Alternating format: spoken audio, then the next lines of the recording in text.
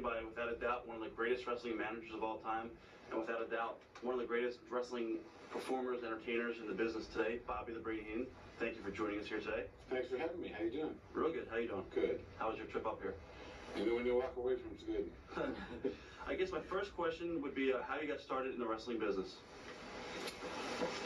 Well, you know, a lot of people get started different ways. I was working in Indianapolis at the Coliseum. And I started setting up the ring and carrying jackets and stuff like that. That's how I got involved. Were you a wrestling fan growing up? Yeah. In 1954, I went to the matches in Chicago, Marigold Arena. And I was amazed at what a guy could do. He'd tell people to be quiet, they made noise. He'd tell them to make noise, they'd be quiet. You can control anybody. So you saw this and you said, oh, this is something that I want to do. Yeah, something to mess with the people. Now, when you first got into the business, you were basically a wrestler, right? Before managing. Manager. You came right off the bat and you wanted to manage. Yeah. Did you ever want to go into the ring and actively wrestle? Or? Sure. Who were some? Go ahead. The reason I started as a manager because I was only 180 pounds. And I figured it out years ago. You manage as a wrestler and you wrestle as a manager. Very simple. Right. Very simple. When you're outside, you have to register and react like your man is. When you're in the ring, you have to be a coward. That's all you have to do. It works. But not many people know how to do that now. There's no emphasis on managers anymore. Because everybody wants the TNA. Right. Yeah. And with women, there's no payoff. Because you can't beat them up. You can't have a cage match. You can't hurt them. You can't do anything to them. So you look good. Like your honeymoon, till the lights go off. How was the decision made to go from wrestling to managing? I mean, basically, it's something you... Well, I didn't. I went from managing to wrestling. That's true.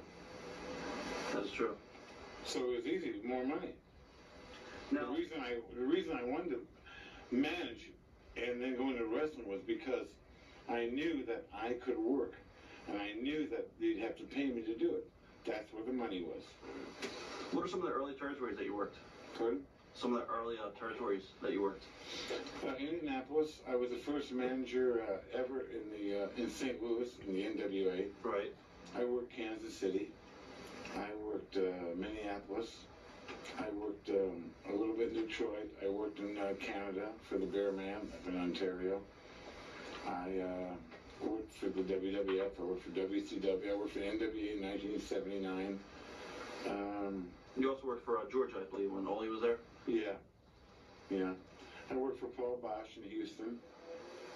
Great guy. Best payoff guy in the business. Really? Yeah. Good man.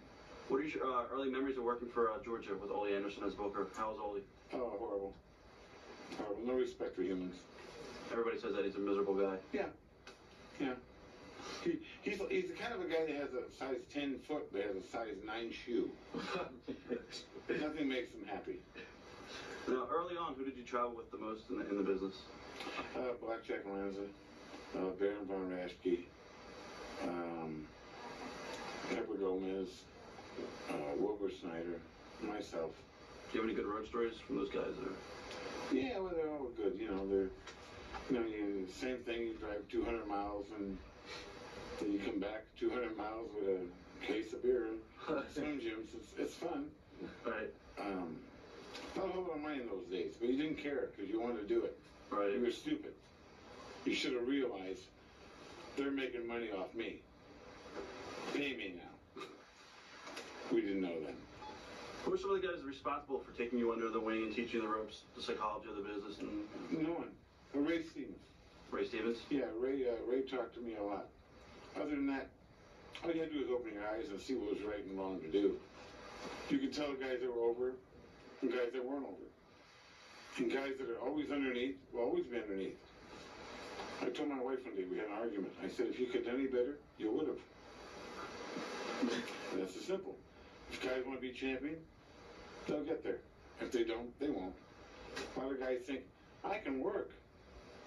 I know how to buy trunks. I know how to buy boots. That don't mean you can put asses in a seat. That's what a worker is. A lot of guys say Hogan can't work anymore. He can still put asses in a seat. That's a worker. That's true. That's what it's all about, too. There's no doubt about that. on the money. If you're in this business for anything more than money, you're a fool. Monsoon told me that. And we're going to talk about Grohl. I got a lot of questions regarding him. Do you have any good road stories with Crusher and the Bruiser, or any stories on that? No, never traveled with him. How were they to work with? In the ring, easy. Easy. Very easy. Crusher was a very, very, very, very good guy. What were they like outside the ring? Crusher was, he went home to his family, didn't hang around much with anybody, didn't socialize that much. Everybody went home in those days. He went on the road all the time, so he didn't hang around that much. And when he went back to the hotel, you went to bed. Right. Yeah. Then you mentioned Ray Stevens earlier. A lot of people we've done interviews with in the past say that Ray is probably one of the greatest workers of all time. Yes. No doubt about that. What is your opinion of Ray, and what was he like outside the ring too? Oh, Ray was fun. He was more fun outside the ring. You didn't know what he was going to do. He always made you laugh. Like he told me, he said his wife was about 10 years older than him, and she was a wrestler. And he said, I used to have her on her knees twice a week begging. I said, did you hit her? He said, no. She was telling me to come out from under the bed and fight like a man. I said, Ray, how old were you when you first had your first lady? Right. He said, 6. I said, where'd you take her? He said, I don't know. I was too drunk to remember. That's the kind of a guy Ray Stevens was. Right. Everything was fun. And really, I learned a lot from him. Simply that if you gotta have fun what you do. You gotta have fun. I don't care how much money you make. If you don't have fun, it don't mean nothing. It doesn't mean a thing.